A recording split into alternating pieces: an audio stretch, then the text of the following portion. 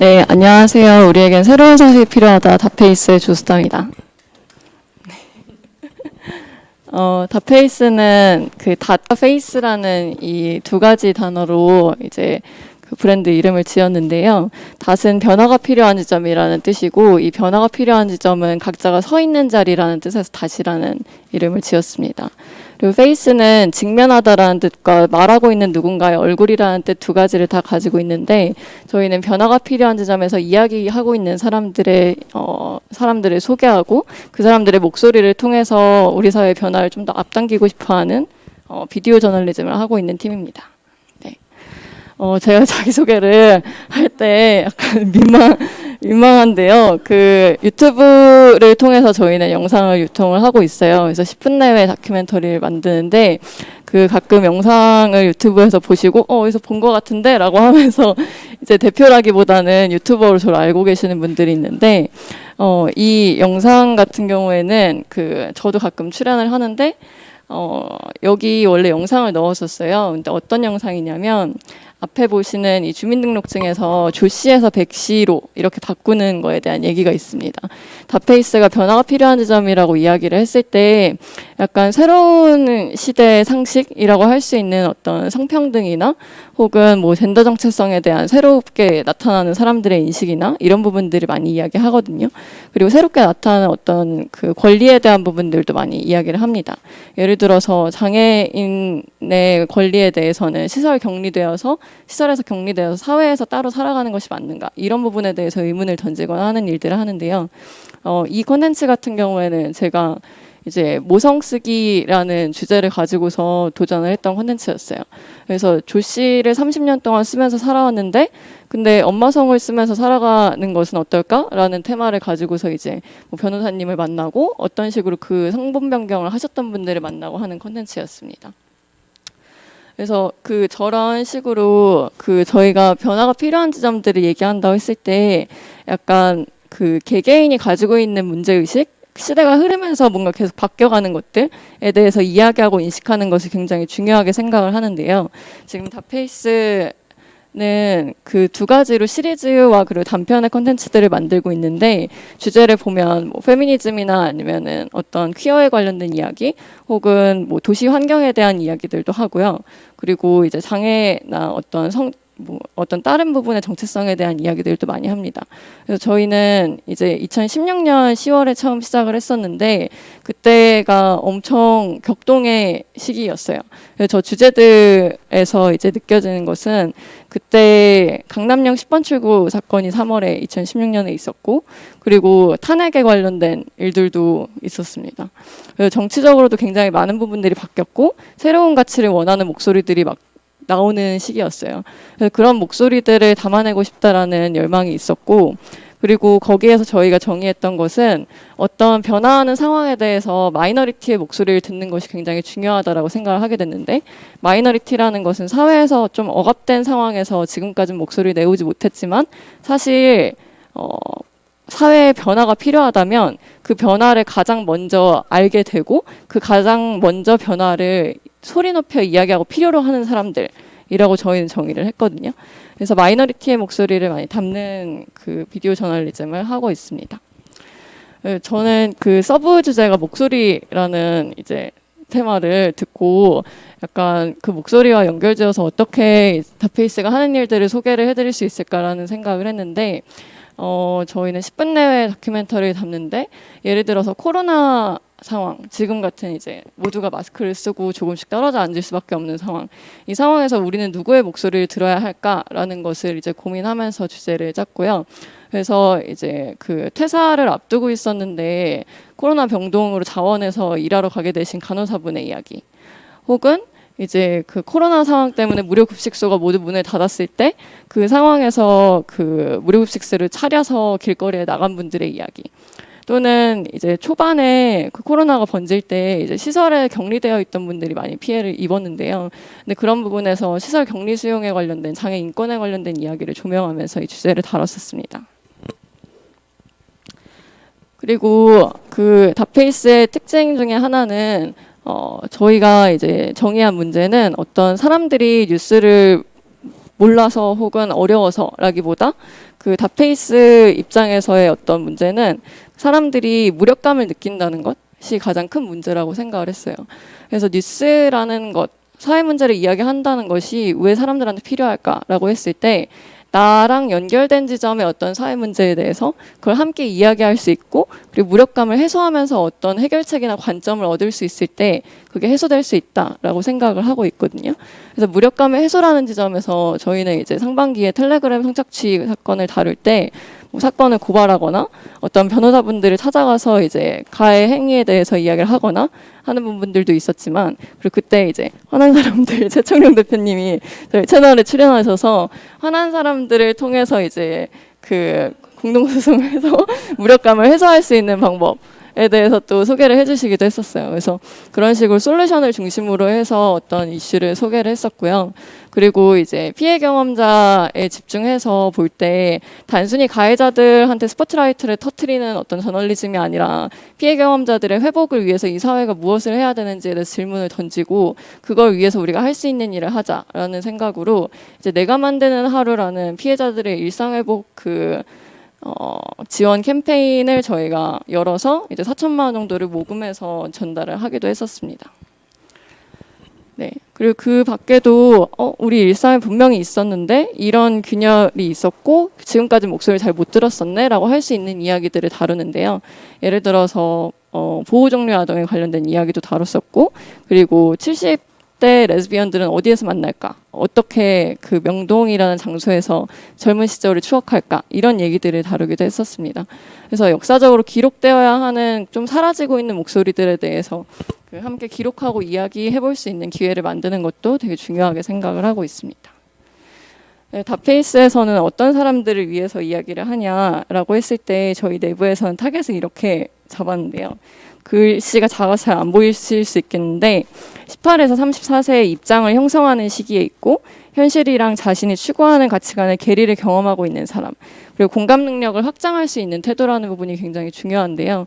저희가 이제 여러 가지 마이너리티 정체성에 대한 이야기, 여러 사회 문제를 이야기하는데 이것들이 단순히 한 문제만 공감하고 난 다른 문제는 싫어라고 하는 것이 아니라 서로 연결되고 확장될 수 있는 경험이라고 생각하고 소개를 하고 있습니다. 그리고 저희는 마이너리티라고 이야기를 하지만 그 숫자가 소수다라는 것보다는 이 사회에서 아직 저평가되고 있는 목소리다라고 생각을 하고 있고 숫자가 많아도 사회에서 대놓고 이야기 못하는 경험을 가진 사람들의 이야기를 좀 더 꺼내자라는 것이 이제 목표입니다. 닷페이스는 어떤 일을 하는 거냐라는 걸 가지고서 이제 저희 회사 안에서 미션을 가지고 팀원들이랑 얘기를 했는데 가장 최근에 나왔던 이야기는 이 문장이었는데요. 말할 수 있는 힘과 들을 수 있는 힘을 키운다라는 것이 우리가 하려는 일이다라는 얘기를 했어요. 그래서 이 두 가지를 각각 어떤 식으로 달성을 하느냐라고 했을 때 그 변화가 필요한 지점에서 저희는 필요한 목소리 어디에 마이크를 대야 되는지에 대해서 그걸 발굴하고 말할 수 있도록 좋은 영상 스토리텔링으로 그리고 확산의 능력으로 콘텐츠를 전달하는 일을 하고 있습니다. 그래서 지금 유튜브에서는 20만 원 정도가 팔로우를 하고 있고요. 그리고 페이스북은 이제 좀 많이 안 하지만 어쨌든 그 정도 규모의 비슷한 규모의 팔로워가 있습니다. 그래서 확산하는 능력도 굉장히 중요하다고 생각을 하고 있고 무엇보다 뛰어난 영상 스토리텔링이라 했을 때 단순히 멋있고 좋은 것이 아니라 그 당사자의 관점에서 어떤 감정적인 해설이 잘 될 수 있는 사회 이슈를 그렇게 해서 이해할 수 있는 좀 관점이나 되게 디테일한 부분에서의 스토리텔링을 되게 중요하게 생각하고 만들고요. 두 번째로는 우리 사회가 들을 수 있도록 미디어 채널로서의 파워를 키워가고 고객들이랑 관계 관리를 하는 일이 저희가 해야 하는 일이라고 생각을 하고 있습니다. 세 번째는 이 순환을 통해서 그러니까 말할 수 있는 사람들에게 목소리를 주고 그리고 들을 수 있도록 하는 힘을 키우고 들을 수 있게 된 사람들이 다시 함께 말하고 하는 순환이 필요하다고 생각을 하는데요. 근데 이 순환을 통해서 변화의 목소리가 더 많아지고 실제적인 변화로 이어질 수 있게 촉구하는 일까지 중개한다고 생각하고 있습니다. 세 번째 같은 경우에는 사실 어쩌면 현장에 있는 시민단체나 뭔가 액티비스트들이 해야 하는 일이 아닌가라고 생각하실 수도 있는데 저희는 그 중간의 어둠에서 닷페이스가 할 수 있는 일을 찾고 싶고 그런 것들을 지향하고 있어요. 그래서 그 뒤에는 약간 목소리라는 테마에서 저희가 했던 캠페인에 대한 이야기들을 몇 가지 해드리고 싶었는데요. 왜냐면 마지막에 변화를 촉구할 수 있게 중개하는 일이라고 했을 때 저희가 콘텐츠로서 하는 것 말고 다른 것들을 어떻게 하고 있나에 대한 얘기를 해드리고 싶었어요. 네. 네. 5분 전이라는 통보를 받았습니다. 네, 예를 들면 얼마 전에 했던 그 여름을 나름대로 보라색으로 뜨겁게 달궜던 그 온라인 키퍼가 있는데요. 온라인 키퍼 이 그림을 보신 적이 있을 거예요. 그래서 저희가 8만 명 정도가 함께 참여해서 했었는데 이대로 보기에 너무 6월이 허전하다라는 문제의식에서 했었고 저희 그 미디어에서는 퀴어 인권에 관련된 이야기들 굉장히 그 중요도 높게 다뤄왔기 때문에 그런 부분에서 사람들이 무력감을 해소하고 이 시기에 함께 참여하고 이야기하는 경험을 만들고 싶다고 생각을 했었습니다. 그래서 그런 식의 사회 참여 경험을 만들기도 했었고 이제 뭐 어떤 그 브랜드나 시민단체의 후원도 약간 받으면서 이런 진행을 했었습니다. 되게 예쁜 제주 키퍼 그리고 서울 키퍼 이렇게 각각 참여를 했었거든요. 그리고 두 번째로 했던 좀 이야기로 끝나는 것이 아니라 행동으로 이어지는 캠페인이라고 했을 때 이 내가 만드는 하루 캠페인인데요. 이건 저희가 캠페인의 형태로서 계속 지속하고 싶어서 설계를 했었는데 근데 이 부분에서 뭐 얻은 사업적인 교훈들도 있고 그리고 이제 그 어느 정도의 어떤 형태로 지속해 나갈지는 아직 고민이 많이 있지만 그 사회 문제 해결에 대한 부분을 미디어가 어느 정도 중개할 수 있다라는 방향성을 가지고 캠페인을 계속 해나갈 예정이에요. 그래서 이때는 이제 디지털 성폭력 관련된 피해 경험자분들이 그 일상을 회복하는 부분에서 이제 공백이 있다는 거를 취재 과정에서 알게 됐어요. 이제 뭐 민사소송을 통해서 뭐 가해자한테 받는다거나 이런 것들도 사실 가해자가 특정되기 어려워서 이제 소송을 해서 진행하기 어렵다거나 이런 부분들의 문제도 있었는데요.